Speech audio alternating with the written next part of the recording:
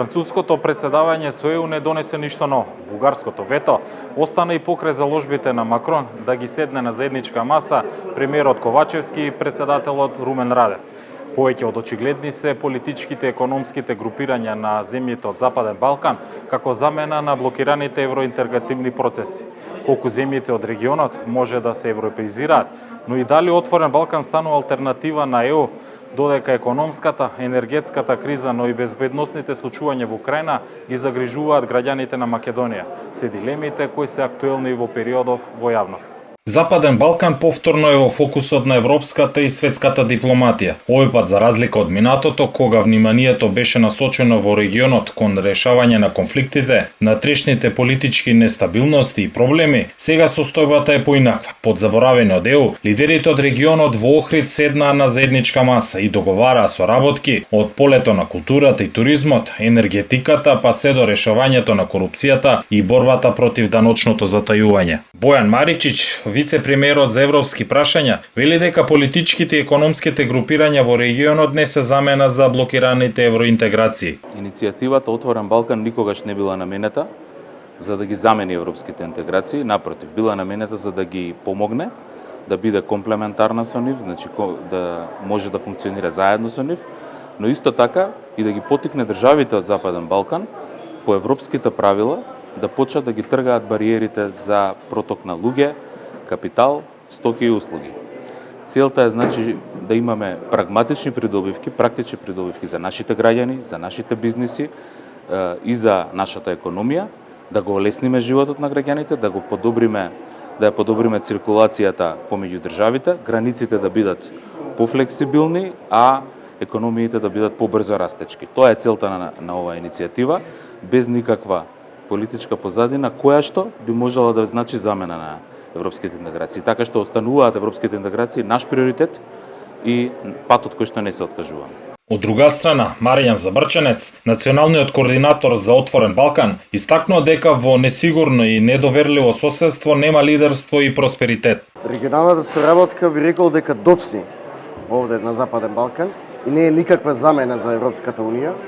Ке беше веројатно многу подобро ако нашите држави, Северна Македонија, Албанија, Србија, Црна Гора, Босна и Херцеговина, Косово, порано ја почне оваа соработка. Сигурен сум дека регионот веќе ќе беше отворен, ќе сработуваше меѓу себе и ќе беше повеќе европеизиран. Од тука директно на вашето прашање, Отворен Балкан е иницијатива која што има пред се економска цел да го подобри животот на народите кои што живеат тука. Од друга страна пак политичката цел на Отворен Балкан е европеизација на регионот и членство на Западен Балкан во Европската унија, односно членство на секој од земјите во Европската унија. Не станува збор за алтернатива, туку станува збор за забрзување на процесот на интегрирање на регионот меѓу себе, но и кон Европа. Маричич објаснува дека француското председателство со Унијата се уште не е завршено, па од тука на сила се уште и авторитетот на Макрон за кревање на бугарското вето. Мислам дека треба да дадеме шанса на последните 3-4 недели од француското председавање со ЕУ. Впрочем, интересот на председателот Макрон и вниманието што го имаме и ние како Северна Македонија и регионот Западен Балкан треба да се искористи. Така што ние ќе се обидуваме до крајот на француското председателство, доколку не успееме да го откочиме процесот сега, ќе се обидуваме и понатаму. Како што кажав, европскиот пат останува зацртан и ние од тоа не се откажуваме, никогаш не сме се врзували ниту за конкретни датуми, но исто така сметаме дека што поскоро треба да се реши овој прашање, зашто што повеќе време поминува, потешко ќе биде решавањето, како и за сите други билатерални прашања на Балканот. Сметаме дека Европската унија треба да отвори дебатата колку брзо и кога може да се очекува државите од Западен Балкан да станат членки. Ние инсистираме на наше членство во Европската унија, не би прифатиле било што друго освен членство. Се разбира, идеите за политичка унија се според нас повеќе се однесуваат, а и според Франција повеќе се однесуваат на оние држави кои што се дел од источното партнерство, Украина, Грузија, Молдова. Државите од Западен Балкан имаат јасна перспектива, но треба да ја динамизираме, треба да видиме во која динамика и кога реално може да се случи тоа. И тоа би ги забрзало реформите. Ние сме должни да продолжиме со реформите и со усогласување. Сметаме многу на регионалната соработка и на Отворен Балкан и на Берлински процес. но мислам дека треба да искористиме секој момент од француското претседателство и авторитетот на претседателот Макрон за да се обидеме нормално, штитејќи ги нашите интереси и штитејќи ги нашиот идентитет и јазик, да го заокружиме овој процес конечно после 2,5 години блокада. За Забрчанец, американската поддршка на нашите интеграции е важно да остане, а стратешкото партнерство со САД е доказ дека земјава е на вистинската патека. Северна Македонија не е неинтегрирана земја, ние сме членка на НАТО и тоа е сериозен процес на интеграција на нашата земја, иако се уште не се почнати преговорите со ЕУ. Ние имаме стратешко партнерство, веќе стратешки диалог со Америка, со САД. Ние имаме сериозни билатерални партнерства со една Естонија од делот на дигитализација, со една Грција која што не помага и економски, заедно се помагаме, но и со земјите од регионот. Од тука не можеме да зборуваме за или, туку мораме да зборуваме за одење напред со сите можни иницијативи. Слично како и Забрчанец, размислува и вице-премиерот за европски прашања, Маречич околу американската поддршка на земјава. Северна Македонија веќе последните 5 години е центар на бројни дипломатски активности од страна и на европските лидери, но и пошироко.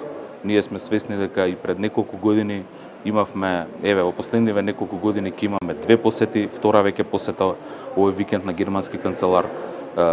Сме имале посета на британски премиер, сме имале посета на многу премиери и министри за надворешни, така што зголемената дипломатска активност не може да биде замена за нашето членство или за нашата определба. Тоа само значи дека во овој контекст на загрозена европска безбедност, војна во Украина и повеќе кризи заради војната во Украина и заради ковид пандемијата, само значи дека Западниот Балкан е повторно во вниманието на европската дипломатија и на светската дипломатија. Тоа е добро за нас и што повеќе настани има и што поголемо присуство меѓународно, тоа значи поголем интерес и поголеми шанси за решавање на отворените прашања и за наше поместување во процесот кон европските интеграции. Националниот координатор за Отворен Балкан Забрчанец заклучува дека справувањето со предизвиците околу ЕУ интеграциите, но и оние кои ги носат енергетската и економската криза, заедно со случувањата и во Украина, е полесно да се надминат доколку земјите во опкружувањето останат здружени.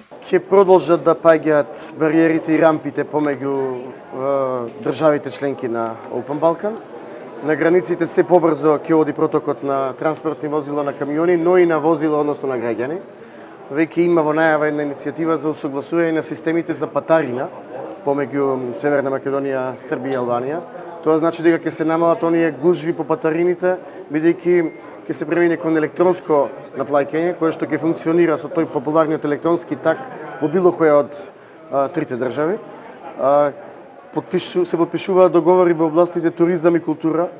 Очекуваме поволни услови за граѓаните на трите држави, за летување, за проаѓање време во туристички дестинации во трите држави, со попусти, со поволни услови за граѓаните на Отворен Балкан.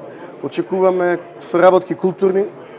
Премиерот рече што почесто се слуша 7-осминскиот македонски такт во Белград и во Тирана, што повеќе луѓе од Скопје и од Белград да одат да ја посетат Тирана, што повеќе граѓани од Северна Македонија и од Албанија додат на одмор во Копалник.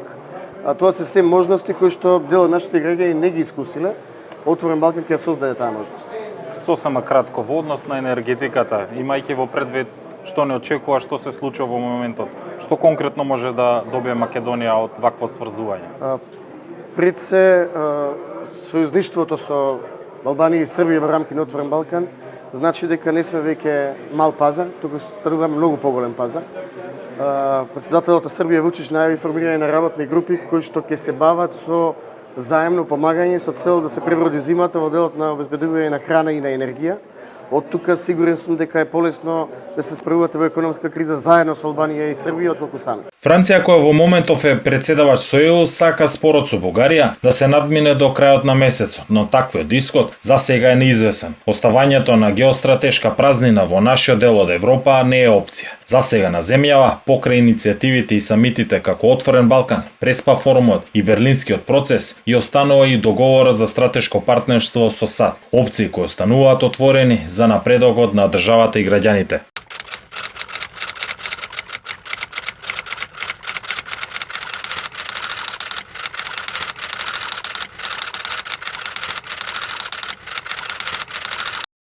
Господја Ристовска, како го гледате овој значаен за некого, но за некого и маргинален?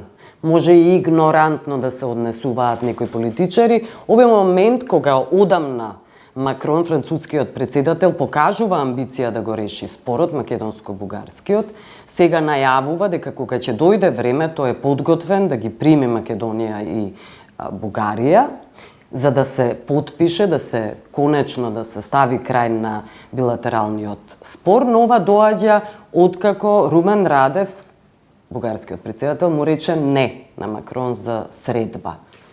Значи, според последното, и тоа е последното што ги имаме во однос на спорот од француското председателство, според последното соопштение од 6 јуни, има отворена покана од францускиот председател за председателот на Бугарија и за премиерот на Македонија да дојдат во Париз со цел да се постигне договор за да се надмине спорот. Ова е едно резултат на активностите во текот на целото француско председателство, кои што можеби не беа видливи, беа и премногу тајни за наш Тивка дипломатија беше тоа. Тивка дипломатија, и ние и до ден денес не знаеме што содржи тоа решение.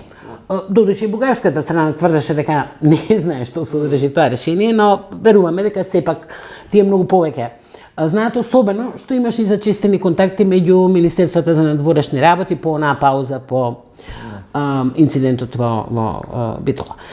Значи, ова е резултат на се што се случувало во текот на француското председателство, меѓутоа сега има посебна пресија. Зошто?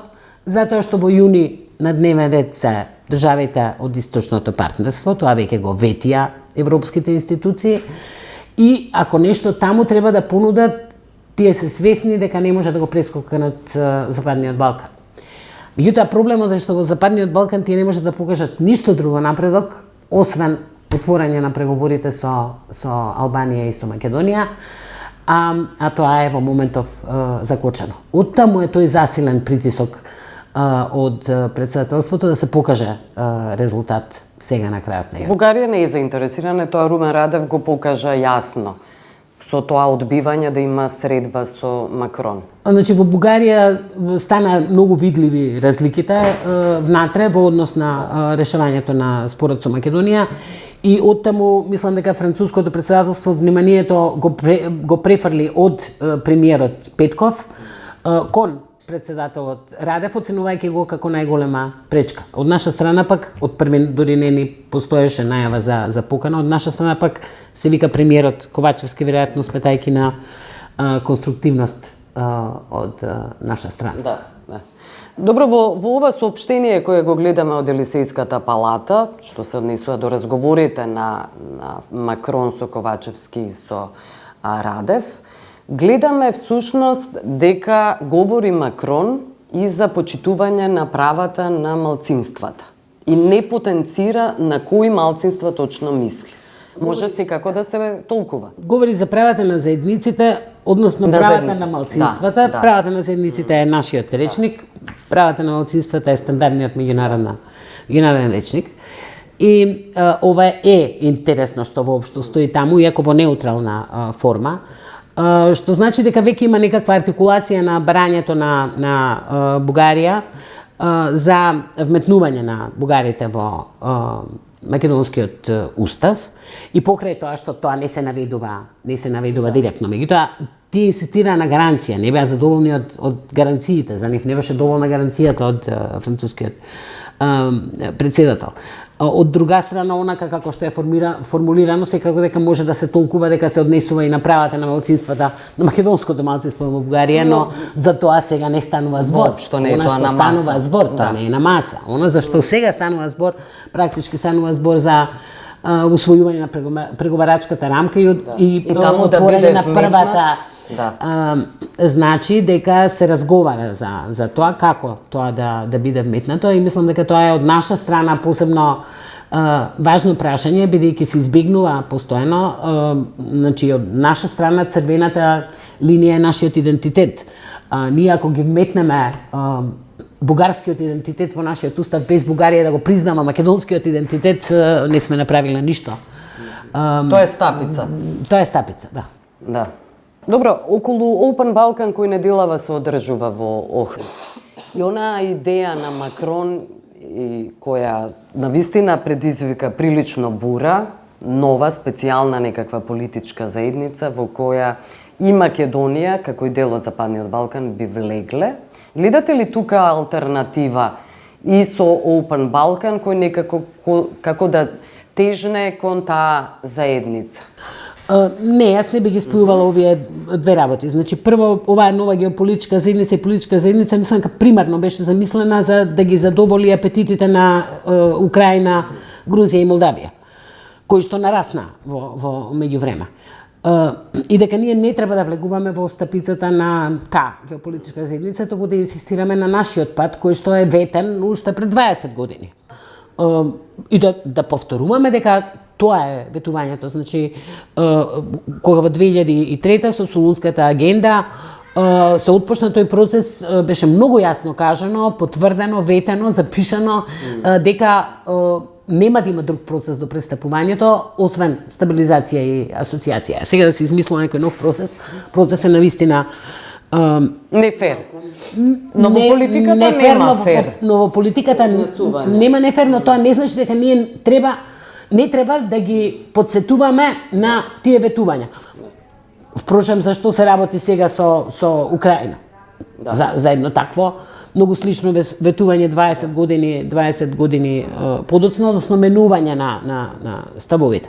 Не би ја доведувала иницијативата Отворен Балкан во никаков случај со врска со новата геополитичка заедница, тие се тотално различни.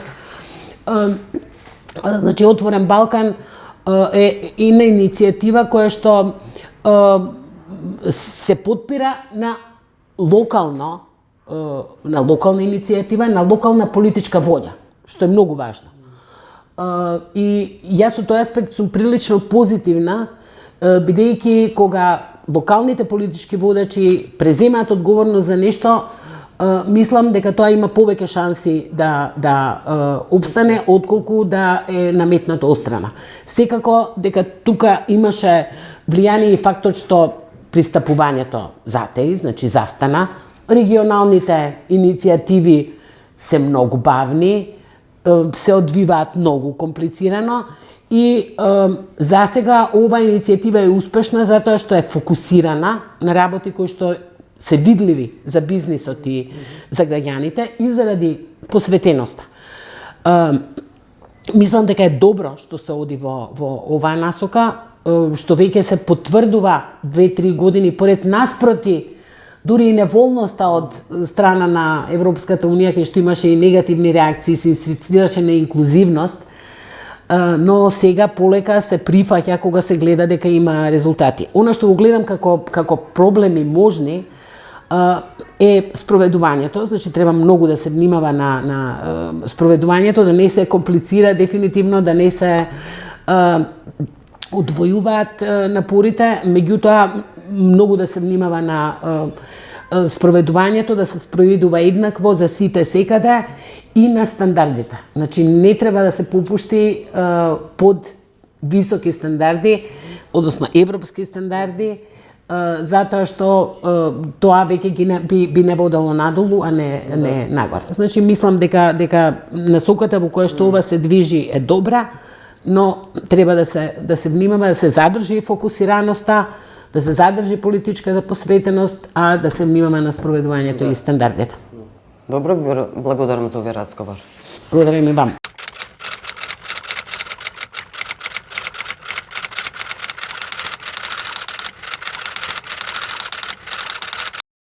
Повеќе од очигледни се политичките и економските групирања на земјите од Западен Балкан како замена на блокираните евроинтеграцијски процеси. Колку земјите од регионот може да се европеизираат и дали Отворен Балкан станува алтернатива на ЕУ? Hvala na pitanje, to je veliko pitanje koje se stalno postavlja, ali ja ne bi to posmatrala kao zamenu, nego kao korišćenje praznog prostora dok su blokirani procesi evrointegracija, ne iz razloga zato što region nije toliko spreman koliko je zapravo sama Evropska unija u izazovima svojim. I ja mislim da je ovo dobar način da se iskoristi taj prostor i da se zapravo region između sebe poveže i da pomognu zemlje jedne drugima da zapravo iskoriste ono što imaju, pa svaka dokle je došla u tim evrointegracijama i da zapravo ubrzaju taj proces evrointegracija, da je u trenutku kada se Evropska unija, nadamo se, odblokira u smislu pristupanja, da onda region čitav bude spremniji u tom trenutku i da iskoristi tu šansu. Tako da ja bi to ne bi posmatrala kao zamenu ili alternativu, nego kao način da iskoristimo taj prostor koji je time otvoren i zapravo mislim da je vredna inicijativa zato što je autohtona, nekako je nastala u regionu, ne zavisi od drugih učesnika ili nekoga ko vodi taj proces i zato mislim da donosi neku vrednost ne samo građanima, nadam se uskoro će i oni osetiti, ali pre svega privredi u ovom trenutku. Лидерите на земјите учеснички, меѓутоа и оние кои што присуствува на самитот, покажа или искажа дека ќе има соработки на повеќе нивоа, меѓу кои е економска, инфраструктурна, образовна и поделби во туризмот. Што може да донесе последниот самит од Отворен Балкан? Може ли граѓаните од регионот да чувствуваат подобри услови за живот во економска и енергетска криза? Pa sigurno da. Mislim, cela ideja Open Balkana je upravo to, da taj benefit bude prenešen na građane Open Balkana, odnosno sve ljude koji žive u ovom regionu i sve sporazumi koji se pravi imaju to za cilj. Работните дозволи се најмалку една од најважните работи за кои што се заседа овие неколку самити наназад, меѓутоа и сегашниот. Колку е реално опиплива примената на дозволите? Tu postoji malo, odnosno želje svih koji su učestvovali u procesu su bile možda veće nego što su mogućnosti bile na terenu, ali verujemo da za mesec, dva, ja stvarno očekujem u toku leta da zapravo krene se sa primenom izdavanja tog Open Balkan ID broja, na osnovu kog će zapravo građani moći da se zapošljavaju i bez ikakvih drugih dodatnih administrativnih stvari. Će zapravo biti formirana jedna radna grupa, to je jako zanimljivo i očekuje se i iskorak u tome već za par nedelja, da radna grupa zapravo te dve važne teme koje nam predstoje pred zimu, a to je bezbednost hrane u smislu obezbeđivanja dovoljne količine hrane, tako da region bude na neki način otporan na krizu i energetska neka sigurnost, da se tu napravi radna grupa i da osmisle kako da mi preživimo svi zimu. И сосема кратко на крајот. Македонија и Србија негуваат одлични економски релации. Двете земји во минатото си помага и Србија помагаше и за време на кризата со вакцините, с пандемијата, сега и со економската криза. Што се очекува во иднина во соработката меѓу двете земји? Можеме ли да очекуваме помош од Србија и економски и енергетски во периодот што следи? Apsolutno, mislim da to jeste cilj i zato se stvaraju te veze i to poverenja i ne samo između Srbije i Severne Makedonije, nego i generalno u regionu, a pogotovo između Srbije i Severne Makedonije, jer postoje već tradicionalni dobri odnosi, kao što ste rekli, znači nije to, tako da očekujemo zapravo, ja bih mogla da očekujem da zapravo ta energetska situacija bude prva koja će pokazati te tesne, odnosno neka vrsta obezbeđivanja energetske sigurnosti ne samo Srbiji, ako je Srbija osigurana, svakako će biti i Severna Makedonija, a verujemo i Albanija, i Crna Gora, i Bosna i Hercegovina, pa i Kosovo, nadamo se uskoro. Tako da ceo region se posmatra kao jedan. Vi благодарам за разговорот. Hvala vama.